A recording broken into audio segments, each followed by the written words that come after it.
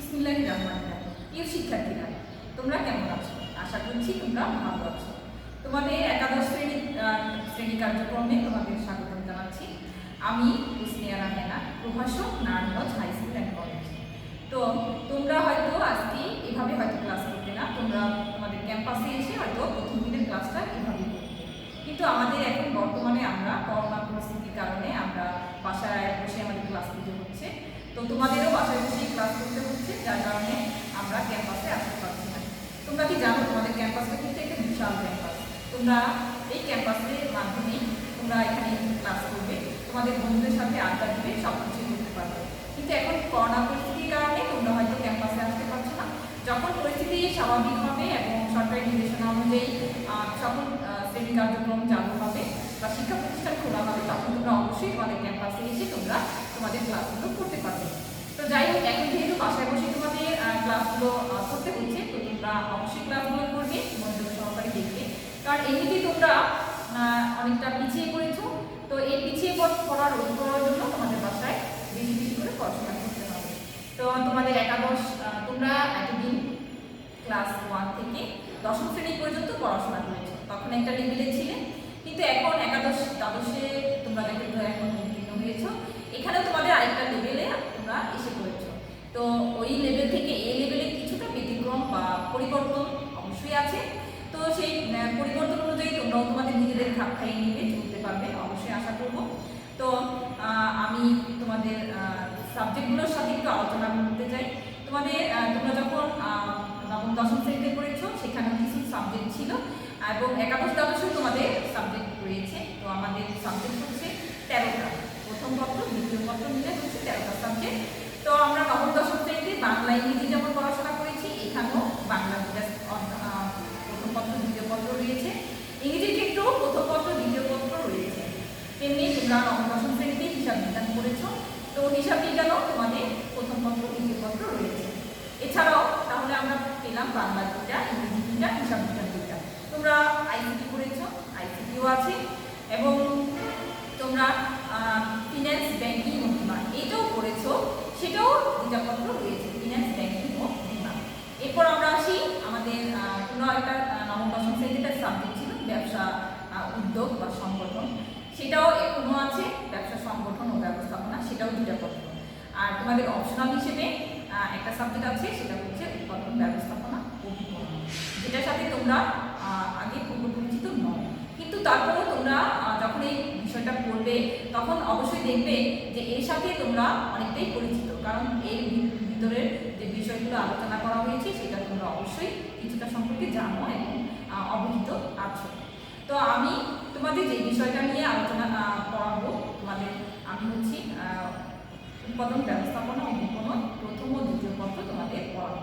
তো আমার সাবজেক্ট বিষয়ে আমি তোমাদের বলতে চাই। তো আমাদের সাবজেক্ট হচ্ছে 13টা। তো সব সাবজেক্টই হচ্ছে আমাদের পূর্ণমান 100 করে। তো আমরা যারা সৃজনশীল অংশ, যেগুলো আমাদের মানবন্ধটা আমি তোমাদের সাথে আলোচনা করতে চাই। তো আমাদের মানবন্ধন হচ্ছে, আমি তোমাদের একটু বোর্ডে লিখে দিচ্ছি তোমাদের বোঝানোর সুবিধার্থে, তোমরা একটু দেখে নাও। আমাদের মানবন্ধন থাকবে এরকম,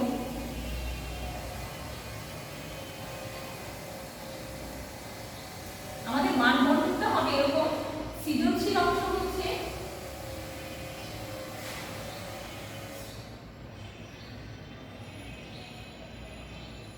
সৃজনশীল অংশ 7টা অ্যান্সার করতে হবে। আমাদের অল্টারনেটিভ দেওয়া থাকবে, দ্যাট মিন্স 11টা কোশ্চেন দেওয়া থাকবে, সেখান থেকে আমাদের 7টা অ্যান্সার করতে হবে। এই 7টাতে প্রতিটাতে মান হচ্ছে 10 করে, আমাদের হচ্ছে 70। আর আমাদের 100 মান যেহেতু পরীক্ষা, তো সেক্ষেত্রে আমাদের বাকি 30 নৈর্ব্যক্তিক অংশ হচ্ছে, বাকি 30 অংশ হচ্ছে নৈর্ব্যক্তিক। এই নৈর্ব্যক্তিক অংশ হচ্ছে 1 করে 30টা অ্যান্সার করতে হবে, এবং সেটা হচ্ছে 30। এই হচ্ছে আমাদের টোটাল হচ্ছে 100। তেমনি আমাদের প্রথম পত্র দ্বিতীয় পত্র 2টা পত্রের মধ্যে 100 করে মার্কস থাকবে। তো তোমাদের আমি আরেকটু বলতে চাই, আমি তোমাদের উৎপাদন ব্যবস্থাপনা ও বিপণন এই বিষয়টা নিয়ে তোমাদের পড়াবো। তো তোমরা যখন অবশ্যই ক্যাম্পাসে আসবে, তখন আমাকে অবশ্যই দেখতে পাবে এবং ক্লাসও করতে পারবে। তো আমরা উৎপাদন ব্যবস্থাপনা ও বিপণনের আমাদের পত্র আছে। সেই 2টা পত্রের মধ্যে প্রথম পত্রে হচ্ছে আমাদের 10টা অধ্যায় এবং দ্বিতীয় পত্র হচ্ছে আমাদের 10টা অধ্যায়। যেহেতু আমরা 2 বছর সময় পাবো, একাদশ এবং দ্বাদশ, তখন আমরা এই 10টা অধ্যায় 20টা অধ্যায় আমরা 2 বছরে আমাদের সিলেবাস সম্পন্ন করব। তোমরা এর মধ্যে সিলেবাস পেয়ে যাবা। সিলেবাস পেলেই তোমরা দেখতে পাবা তোমাদের কোন কোন অধ্যায় পড়ানো হবে। এবং তোমরা একই সাথে কিন্তু আমাদের প্রথম পত্র দ্বিতীয় পত্র 2টা পত্রই পড়াতে হবে বা আলোচনা করতে হবে। একসাথে 2টা পড়তে হবে। তার মানে এই না যে তোমরা ফার্স্ট ইয়ারই বা একাদশেই তোমাদের সকল অধ্যায় পড়তে হবে, না, আমরা ভাগ করে দিব। একাদশে কিছু অধ্যায় পড়তে হবে এবং দ্বাদশে কিছু অধ্যায় পড়তে হবে, কিন্তু 2 পত্রেই পড়তে হবে। আর তোমাদের আরেকটা বিষয় বলে রাখছি, আমরা অনেকে অপশনাল সাবজেক্টকে গুরুত্ব দিই না, কিন্তু অপশনাল সাবজেক্টকে অবশ্যই গুরুত্ব দিতে হবে। কারণ এই জন্য যে অপশনালের বিষয়টা, আমরা যদি অপশনালে আমাদের জিপিএ বা গ্রেড পয়েন্টটা ভালো থাকে, তো সেক্ষেত্রে আমাদের মূল যে গ্রেড পয়েন্ট সেটা কিন্তু বেড়ে যায়। আমরা অনেকে অপশনালকে গুরুত্ব দিই না, ভাবি যে এটা তো অপশনাল, এটাতে ফেল করলেও সমস্যা নেই, পরীক্ষা না দিলেও সমস্যা নেই। ব্যাপারটা এরকম না। কেউ যদি পরীক্ষা না দেয় সেখানে সে অ্যাবসেন্ট হয় এবং অ্যাবসেন্ট বুঝায়। আর আরেকটা ব্যাপার হচ্ছে, আমরা যদি অপশনাল সাবজেক্টগুলোতে জিপিএ 5 পাই বা 5 মার্কস, আমার পয়েন্ট যদি গ্রেড পয়েন্ট যদি 5 থাকে, তো সেক্ষেত্রে 2 পয়েন্ট চলে যায়। 2 পয়েন্ট বাদ দিয়ে বাকি যে মার্কসটা থাকে, যে পয়েন্টটা থাকে, সেই পয়েন্টটা কিন্তু মূল নম্বরের সাথে যোগ হয়ে যায়। তো সেক্ষেত্রে অবশ্যই এটা গুরুত্ব রয়েছে, আমরা এই গুরুত্ব দিয়ে এই বিষয়টা নিয়ে আলোচনা করব। প্রিয় শিক্ষার্থীরা, আমরা আজকে তোমাদের যে বিষয় নিয়ে আলোচনা করব সেটি হচ্ছে উৎপাদন ব্যবস্থাপনা ও বিপণন। আমরা উৎপাদন ব্যবস্থাপনা ও বিপণনের প্রথম অধ্যায়ের উপর আলোচনা করব। আজকে তোমাদের এই উৎপাদন ব্যবস্থাপনা ও বিপণন 2টা পত্র রয়েছে, তো আমরা প্রথম পত্রের প্রথম অধ্যায়ের উপর আলোচনা করব। আমাদের প্রথম অধ্যায়ের যে বিষয় বা আলোচনার বিষয় সেটি হচ্ছে উৎপাদন। আচ্ছা, তো আমাদের আগে জানতে হবে উৎপাদন কি। আমরা প্রথমে কি জেনে নেব? উৎপাদন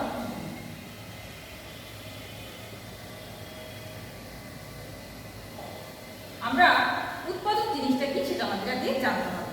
কোনো কিছু সৃষ্টি বা উদ্ভাবন করাই হচ্ছে কি উৎপাদন। কোনো কিছু সৃষ্টি বা উদ্ভাবন করাই হচ্ছে উৎপাদন। আচ্ছা, দেখো আমার হাতে একটা কি দেখতে পাচ্ছি, আমরা একটা মার্কার দেখতে পাচ্ছি।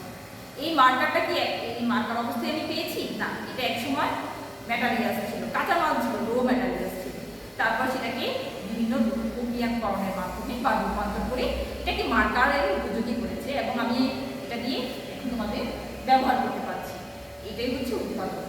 অর্থাৎ কোনো কিছু উদ্ভাবন বা সৃষ্টি করার মাধ্যমে যখন কোনো পণ্যকে রূপান্তর করার প্রক্রিয়ার মাধ্যমে যখন সেটা ব্যবহার উপযোগী করে তোলা হয়, সেটাই হচ্ছে উৎপাদন। আমি তোমাদের উদাহরণস্বরূপ আরও অনেক কিছু দিতে পারি। যেমন মনে করো তুমি একটা চেয়ারে বসে পড়ছো, তো এই যে চেয়ারে আমরা বসে পড়ি, এই চেয়ারটা কি চেয়ার ছিল? না, এটা এক সময় গাছ ছিল। সেই গাছ থেকে সেটা কাঠ হয়েছে এবং কাঠ সেটা পরে প্রক্রিয়াকরণের মাধ্যমে একটা চেয়ারে রূপান্তর হয়েছে। এই যে প্রথমে গাছ থেকে কাঠ হয়েছে, কাঠ থেকে চেয়ার হয়েছে, এই যে রূপান্তর প্রক্রিয়া, এটাই হচ্ছে উৎপাদন। কারণ কোনো জিনিসই সে ব্যবহার উপযোগী হয়ে সৃষ্টি হয় না, সেটাকে বুদ্ধিমত্তা দিয়ে বা বিবেক বুদ্ধি দিয়ে সেটাকে বুদ্ধিমত্তা খাটিয়ে সেটাকে উৎপাদন করা হয়। এই যে প্রক্রিয়াকরণের মাধ্যমে রূপান্তর করে এক স্থান থেকে আরেক স্থানে যে প্রক্রিয়াকরণের মাধ্যমে যে উপযোগ সৃষ্টি করা হয় বা উৎপাদন বা উদ্ভাবন করা হয়, সেটাই হচ্ছে উৎপাদন। আমরা পৃথিবীতে সকল জিনিসই আমাদের উৎপাদন করতে হয়েছে, যেটা নাকি আমরা এখন ব্যবহার উপযোগী করি, সবই আমাদের উৎপাদন করতে হয়। উৎপাদন ছাড়া আমরা কোনো কিছুই আমরা সঠিকভাবে পরিচালনা করতে পারবো না। আমরা সকালে ঘুম থেকে যখন আমরা উঠি, তেমনি রাত পর্যন্ত আমাদের বিভিন্ন জিনিস ব্যবহার করতে হয়। এই সকল জিনিসই কিন্তু আমাদের উৎপাদন করতে হয়, তাই না? তো এই কারণে উৎপাদন হচ্ছে কোনো কিছু সৃষ্টি বা উদ্ভাবন করাটাই হচ্ছে উৎপাদন। এখন সেটা হোক কোনো খাদ্যদ্রব্য, হোক কোনো ব্যবহার উপযোগী কোনো বস্ত্র, বা হোক তোমার নিত্য প্রয়োজনীয় কোনো দ্রব্যাদি, যে কোনো পণ্যই সেটা উৎপাদন করতে হয়। আর এই উৎপাদন করার জন্য মানুষকে বুদ্ধিমত্তা বা তার বিবেক বুদ্ধি বা তার বুদ্ধিমত্তা খাটিয়ে সেটাকে উৎপাদন করতে হয়। আর তাহলে আমরা জেনে নিলাম উৎপাদন কি। তেমনি আমরা আরো জানবো প্রযুক্তি।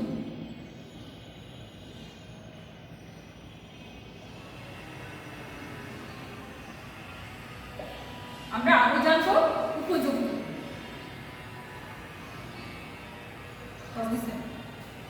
হ্যাঁ, আমরা এবার জানবো উপযোগ কি।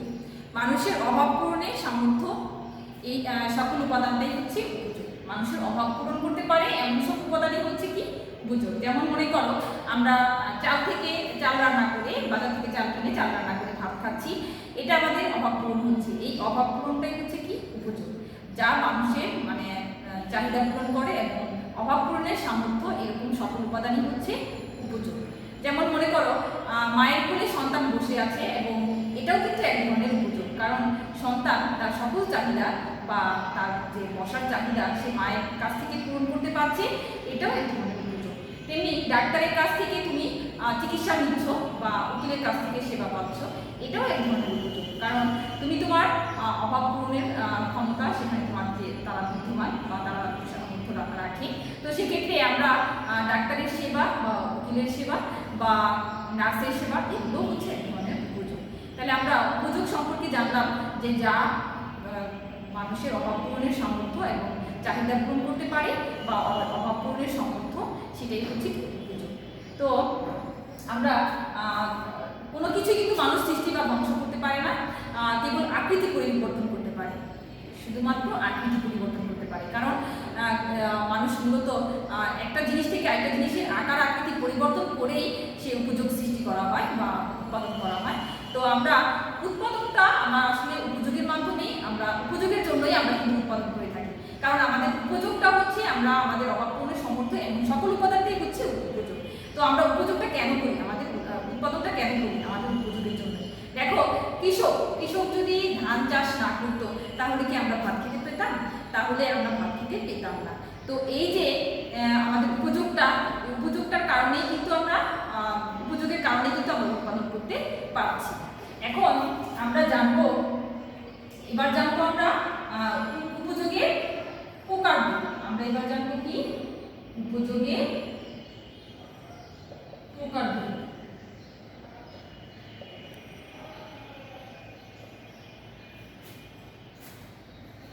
উপযোগ তো বিভিন্ন রকমের হয়ে থাকে, আমি তোমাদের আগে বলেছিলাম উপযোগ বিভিন্ন রকমের হয়ে থাকে।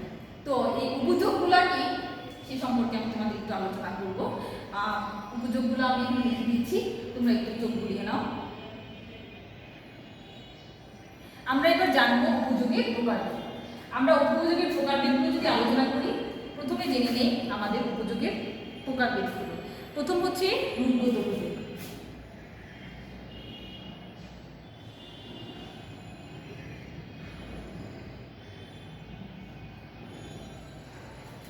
রূপগত উপযোগ আমরা দেখাই যাচ্ছে মানে আকৃতি পরিবর্তন করে যে উপযোগ সৃষ্টি করা হয়, সেটা হচ্ছে রূপগত উপযোগ। আমি আগে তোমাদের বলেছিলাম উপযোগ বিভিন্ন রকম হয়ে থাকে, সেটা অবশ্যই অভাব পূরণের সামর্থ্য এবং সকল উপাদানটাই হচ্ছে উপযোগ, সেটা হোক বস্তুগত এবং অবস্তুগত। আমি বলতে চাচ্ছি যে বস্তুগত অবস্তুগত সামগ্রী যা অভাব পূরণের সামর্থ্য, সেটাই হচ্ছে উপযোগ। এই বস্তুগত গুলো যেগুলো আমরা চোখে দেখতে পাই, স্পর্শ করতে পারি, সেগুলো হচ্ছে বস্তুগত, এবং যেগুলোকে চোখে দেখা যায় না, স্পর্শ করা যায় না, শুধুমাত্র এর অনুভব করা যায়, সেটা হচ্ছে অবস্তুগত। এখন উপযোগটা বস্তুগত এবং অবস্তুগত দুই ধরনের হয়ে থাকে। তো বস্তুগত উপযোগটা এবং অবস্তুগত উপযোগ দুই ধরনের হয়ে থাকে। তো সেইভাবে পর্যালোচনা করলে উপযোগটা হচ্ছে 5 রকমের হয়ে থাকে। আমি তোমাদের একটু লিখে দিচ্ছি। রূপগত উপযোগ, স্থানগত উপযোগ,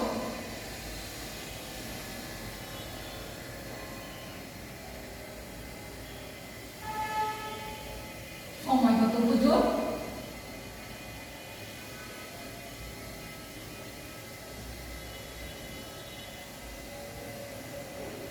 শর্তগত উপযোগ,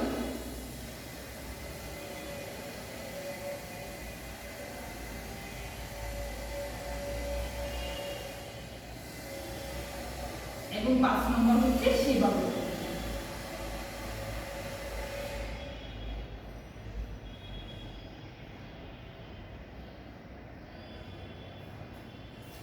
এখন আমি তোমাদের এই বিষয়গুলো নিয়ে আলোচনা করব।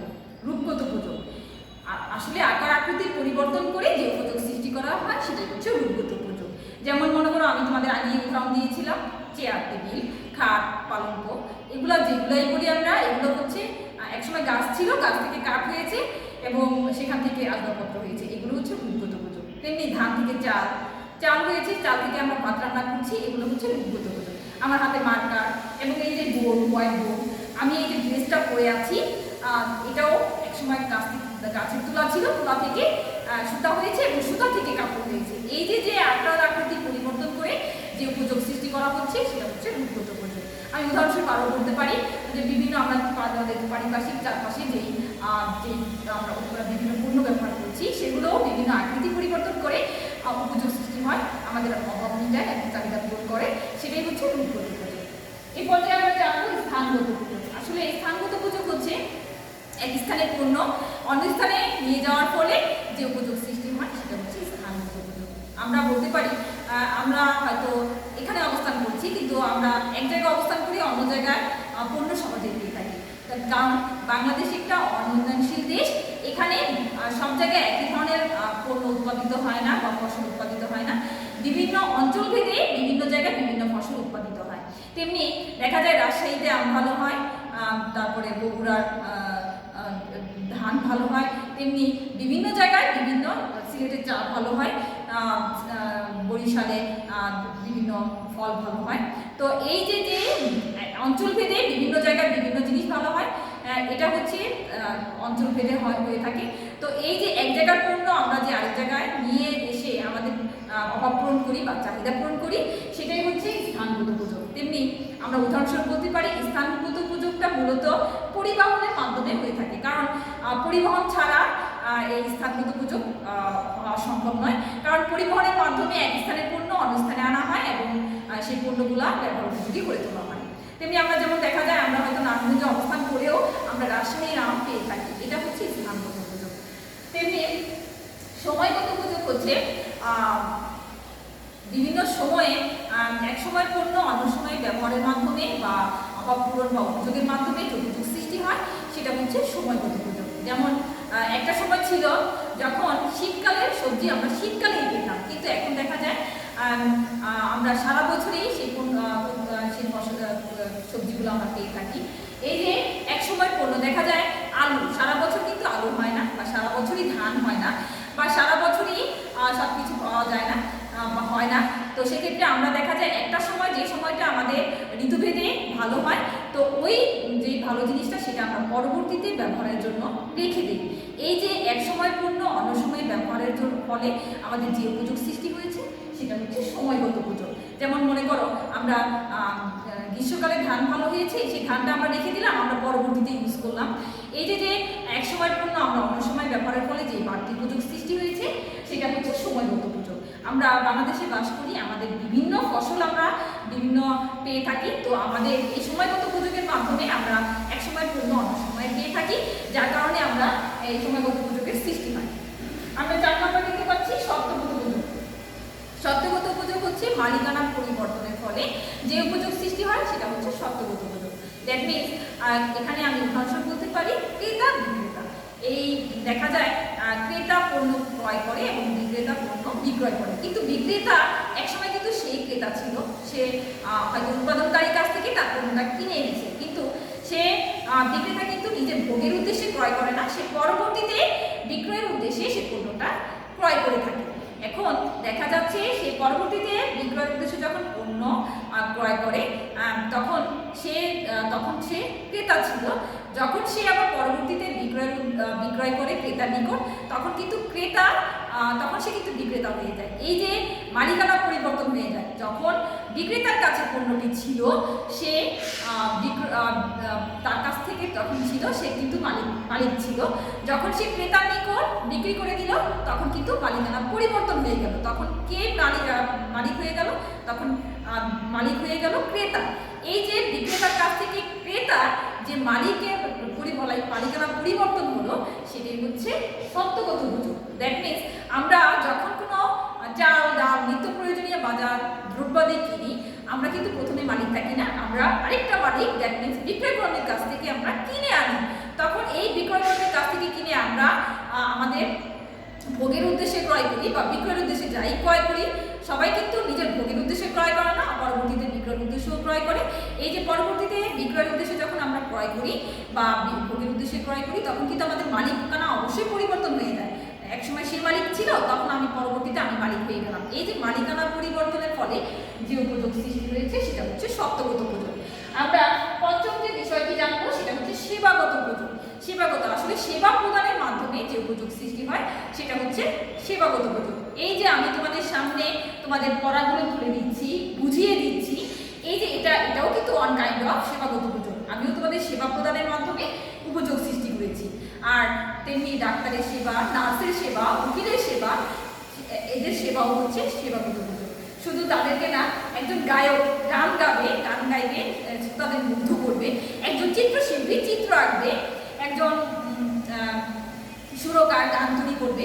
এই যে বিভিন্ন যে উপযোগ সৃষ্টি হচ্ছে এটাও কিন্তু সেবাগত উপযোগ। তাহলে আমরা পেলাম সেবাগত উপযোগ। এইখানে আমি বলেছিলাম তোমাদের বস্তুগত অবস্থাগত উপযোগ। রূপগত উপযোগটা বস্তুগত, স্থানগতটাও বস্তুগত, সময়গতটাও বস্তুগত, সত্যগতটাও বস্তুগত, কিন্তু সেবাগত উপযোগটা কিন্তু অবস্থাগত। কারণ সেবাটা কিন্তু চোখে দেখা যায় না, স্পর্শ করা যায় না, শুধুমাত্র এর অবস্থান চিহ্নিত করা যায়।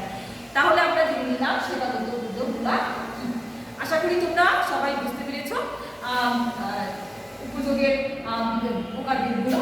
তো বাসায় যখন আরেকটু আলো করবে, আরো বুঝে যাবে আর উপযোগের প্রকারভেদ।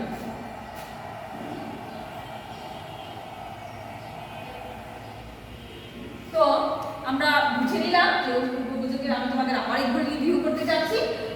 রূপগত উপযোগ, স্থানগত উপযোগ, সময়গত উপযোগ, সত্যগত উপযোগ এবং সেবাগত উপযোগ। আলহামদুলিল্লাহ কস্তিয়া লাইন। হ্যাঁ, আমরা তোমাদের প্রথমেই বলেছিলাম উৎপাদন। আচ্ছা, উৎপাদন বিষয়টা আমি একটু ক্লিয়ার করতে চাই। উৎপাদন বিষয়টার সাথে চারটা বিষয় সম্পৃক্ত, সেটা হচ্ছে ভূমি, শ্রম, মূলধন, সংগঠন। এই চারটা উপাদানকে কাজে লাগিয়ে মূলত উৎপাদন করা হয়। আমি তোমাদের বোর্ডে একটু লিখে দিচ্ছি, ভূমি, শ্রম, মূলধন, সংগঠন।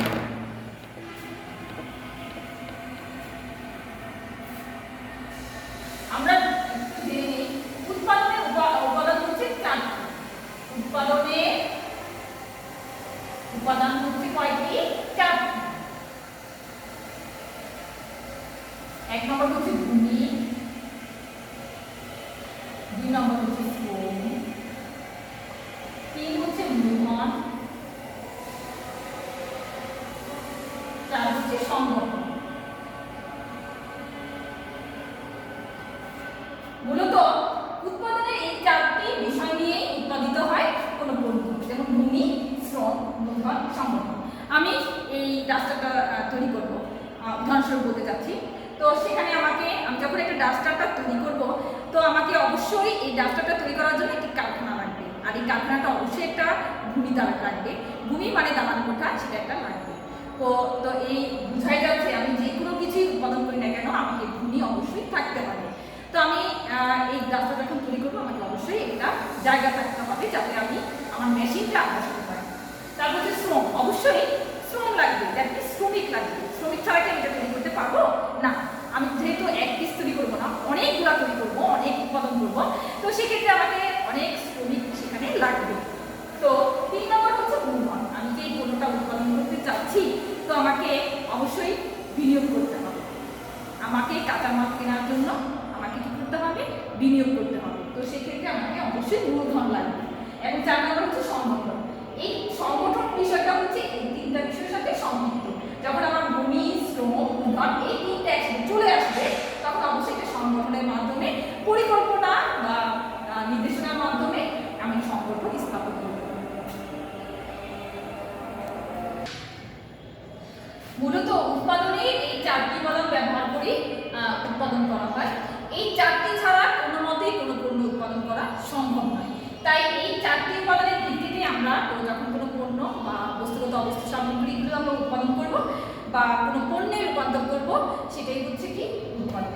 তো আমরা বিষয় এখন আজকে আমরা কি কি বিষয় জানলাম আমাদের আরেকটু করতে চাচ্ছি। আমরা জানলাম উৎপাদন কি, উপযোগ কি, আর উৎপাদনের প্রকারভেদগুলো এবং উৎপাদনের উপাদান। আমরা আশা করছি সবাই বুঝতে পেরেছ। আর যেহেতু আমরা এখন বাসায় বসেই ক্লাস করছি।